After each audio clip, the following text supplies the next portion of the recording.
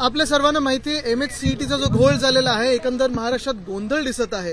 त्याच्यावरनं आज मी, प्रदीप सावंतजी, राजन कोळंबकरजी आम्ही तिघांनी राज्यपाल महोदयांची भेट घेतली. भेट चांगली झाली, सकारात्मक झाली. त्यांना विषयात जे काही घोळ आहेत ते त्यांच्या समोर आणलेले आहेत. मुख्य गोष्ट हीच आहे, मुख्य मागणी हीच आहे विद्यार्थ्यांची की ह्या परीक्षेच्या उत्तर जे काही त्यांनी दिलेली आहेत त्याची उत्तरपत्रिका म्हणजे आन्सर शीट ही त्यांना मिळावी. दुसरं म्हणजे पर्सेंटाईल सोबत त्यांना प्रत्येक बॅचमध्ये किती मार्क मिळाल हे असावं. तिसरी गोष्ट म्हणजे साधारणपणे जे 54 चुका झालेल्या आहेत ते पेपर सेटर कोण आहेत, ते कधी सस्पेंड होणार आहेत की नाही, CET कमिशनर सस्पेंड होणार आहेत की नाही, ह्याच सोबत 1425 जे ऑब्जेक्शन रेज केले होते, प्रत्येक ऑब्जेक्शनला 1000 रुपये घेतले होते, त्याचा रिफंड मिळावा. कारण हा एक घोटाळा वाटायला निघालेला आहे, घोटाळा होत चाललेला आहे की ऑब्जेक्शन घेण्यातून पैसे काढायचे 1000 रुपये आणि 14.5 लाख ह्या CET सेलनी कमवलेत किंवा एजन्सीनी कमवलेत, त्याचा देखील रिफंड मिळावा. ह्याच्यासाठी आज आम्ही राज्यपाल महोदयांची भेट घेतली.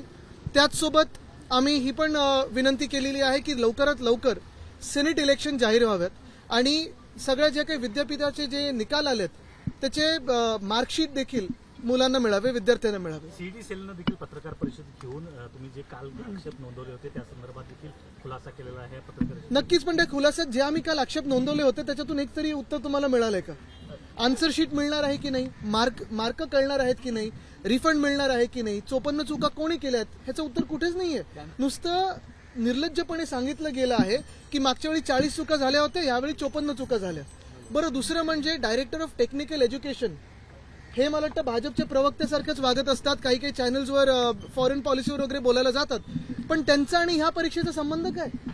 जे CET सेल कमिशनर आहेत ते का नाही उत्तर देत आहेत? जे मंत्री आहेत चंद्रकांत पाटीलजी हे का उत्तर देत नाही आहेत? ते राजकारणात व्यस्त आहेत. 2 दिवस आता आन्सर शीट दाखवली जाणार आहे, तर त्यात समाधानी आहात? मला वाटतं आन्सर शीट एवढ्यामध्ये त्याच्यात काही वेगळं रसायन आहे का? न्यूक्लिअर बॉम्ब वगैरे बनवण्याचं रसायन दिलंय का? द्यावं ना त्यांनी विद्यार्थ्यांना. चूक काय त्याच्यात? त्यांचं म्हणणं की जुनी पद्धत आहे, 3 वर्षापासून. मग नवीन पद्धत घ्या, आता नवीन पद्धत करून. नवीन पद्धत आज तुम्ही करा सुरुवात, आजपासून.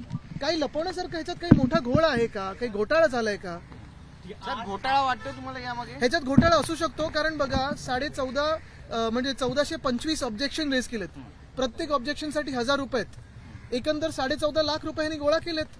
हे पैसे जातात कुठे? राज्यपालांनी काय सांगितलं तुमच्या? राज्यपालांनी ह्याची दखल घेतलेली आहे आणि मला वाटतं लवकरात लवकर सोमवारी किंवा मंगळवारी बैठक बोलवून जे काही आदेश द्यायचे ते देतील. मी राज्यपालांना हीच विनंती केली, कारण हे सरकार तसं काही पाहायला गेलं तर लक्ष घालत नाहीये. ह्याच्यात राजकारण बिलकुल नाही. विद्यार्थी जे आहेत त्यांनी कोणालाही मतदान केलं असेल, त्याच्यात जायचं नाहीये. महत्वाची गोष्ट म्हणजे आज पण मला सकाळी एक ईमेल आलेला आहे की विद्यार्थ्यांनी काय करायचं.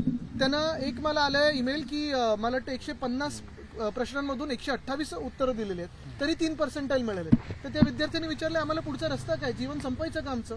ही धोक्याची घंटा आहे आणि तरी देखील मंत्री महोदय याच्यावर बोलायला तयार नाहीये. तुम्हाला असं वाटतं की आता प्रवेश प्रक्रिया सुरू होणार आहे, त्या थांबवल्या जातील? कारण अजून निर्णय थांबवल्या गेल्या पाहिजेत, कारण ह्याच्यात घोळ झालेला आहे. मार्क दाखवा आणि प्रवेश प्रक्रिया सुरू करा. चूक मान्य करत नाही करत आहेत. हे भाजपची सवय, जुनी सवय. पण या सगळ्यांचा त्रास विद्यार्थ्यांना पण होतो. हेच तर आम्ही सांगतोय. देशभरातले जे प्रॉब्लेम आहेत, आणि काल आपल्याला माहिती आहे रात्री पेपर फुटीच्या विरोधात जो कायदा केलेला ती आमची मागणी होती कमीत कमी 10 वर्ष सजा. पण ह्याच्यात देखील तशीच पावलं उचलून ज्यांनी चुकीचे पेपर सेट केले त्यांच्यावर सजा झाली पाहिजे, कारवाई झाली पाहिजे. महाराष्ट्रात देखील अशाच प्रकारचं एक विधेयक जे आहे आणण्यासंदर्भात समिती देखील नेमली गेली होती. समितीमध्ये अडकलेले आहेत.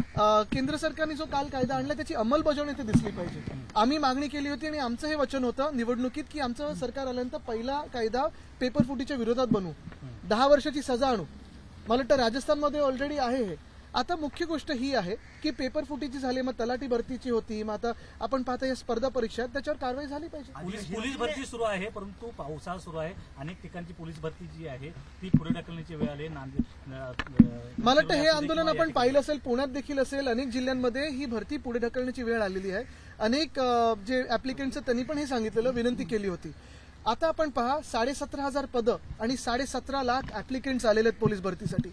तेही आपण जर पाहिलात तर कितीतरी म्हणजे बी फार्मा वगैरे केलेली मुलं आहेत त्याच्यात. म्हणजे आज आपण पाहतोय 17.5 लाख ऍप्लिकेंट्स 17,500 पदांसाठी. म्हणजे आज आपल्या राज्यातली जॉबची परिस्थिती काय आहे हे लोकांसमोर येतं. पेपर फुटी संदर्भात कायदा यावा यासाठी या अधिवेशनात तुम्ही पुन्हा एकदा मागणी करा. मला वाटतं हे अधिवेशन शेवटचं अधिवेशन आहे खोके सरकारचं. आपण पाहाल की आमचं सरकार आल्यानंतर हा कायदा आणू आणि नुसतं कायदा आणणार नाही तर त्याची अंमलबजावणी कडकपणे करू, पण पेपर फुटणारच नाही ह्याच्यात पण आम्ही लक्ष घालू. राज्यपाल से आज आपने मुलाकात की, किन मुद्दों पर चर्चा हुई और राज्यपाल ने क्या आश्वासन? आज राज्यपाल महोदय से जब हमारी मुलाकात हुई, मैं प्रदीप सावंत जी, राजन जी, हम मिलके उनसे यही विनती करके आए हैं कि जो MHCET में आप देख रहे हो जो कंफ्यूजन हुआ है, जो केओस हुआ है, जो तकलीफें विद्यार्थियों को हुई है, उस पर कुछ सुझाव आए, कुछ सुलझाया जाए. यही बात है. अगर देखें तो प्रश्न जटिल नहीं है, आसान है. जो विद्यार्थियों की मांग है वो यही है कि आंसर शीट दिखाया जाए, जो मार्क्स है वो दिखाया जाए, और जो परसेंटाइल सिस्टम है उसके साथ साथ मार्क्स की भी सिस्टम अपनाई जाए.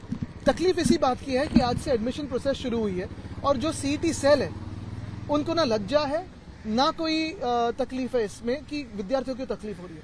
उनकी तरफ से दलील दी जा रही, प्रेस कॉन्फ्रेंस भी लिया गया, लेकिन बुनियादी मुद्दों का जवाब प्रेस कॉन्फ्रेंस लिया गया है लेकिन जवाब नहीं आया है. अटल सेतु पे क्रैक आया, कैसे दिखता है? मुझे लगता है कल जो वहाँ कोई प्रोजेक्ट डायरेक्टर थे, जिस तरह की उनकी बॉडी लैंग्वेज थी और जैसे दिखा रहे थे कि नहीं ये क्रैक्स तो आ ही जाते हैं, उनको सस्पेंड करना जरूरी है. क्योंकि दुनिया भर में किसी भी देश में ऐसे कोई जवाब देता अफसर या प्रोजेक्ट डायरेक्टर, उसको सैक किया जाता, जेल में डाला जाता. ये कैसी बात है कि ऐसे ही रोड पे क्रैक आ जाते हैं.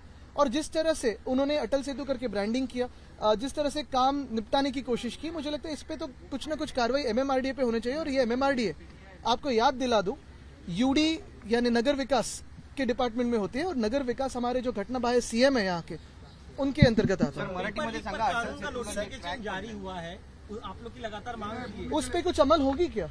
हमने तो मांग करी थी कि 10 साल की सजा हो, वो तो कल मान्य कर ली है, लेकिन उस कानून की अमल देखिए हम देखना चाहते हैं. क्या इस सेशन में क्या इस मुद्दे को उठाया जाएगा? ये सेशन खोके सरकार का आखिरी सेशन होगा, क्योंकि जिस तरह से महाराष्ट्र को उन्होंने लूटा है, महाराष्ट्र देख रहा है. आरक्षण को लेकर सवाल है. राज्य सरकार का एक प्रतिनिधि मंडल जालना गया है, लक्ष्मण हाके से मिलने के लिए अनशन खत्म करने की मांग की जाएगी. आप मैं इसके आगे एक कदम उठाता हूँ. आरक्षण के बात पे आगे भी जाके बात करता हूँ कि कल को अगर आरक्षण दिया भी जाए, और देना भी जरूरी है, जिन जो लोग वंचित रहे उनको देना जरूरी है, लेकिन आज जॉब्स कहाँ है?